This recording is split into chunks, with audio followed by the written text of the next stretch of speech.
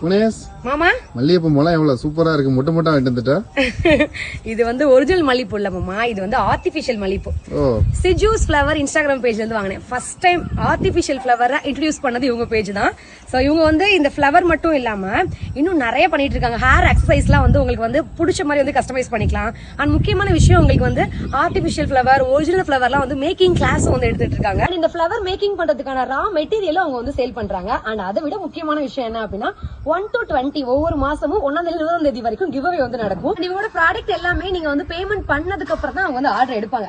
So அதனால உங்களுக்கு பிடிச்ச டிசைன்ல பிடிச்ச கலர் நீங்க வந்து கஸ்டமைஸ் பண்ணிக்கலாம். முக்கியமான விஷயம் ஒர்க் ஷாப்பும் வந்து நடக்குது.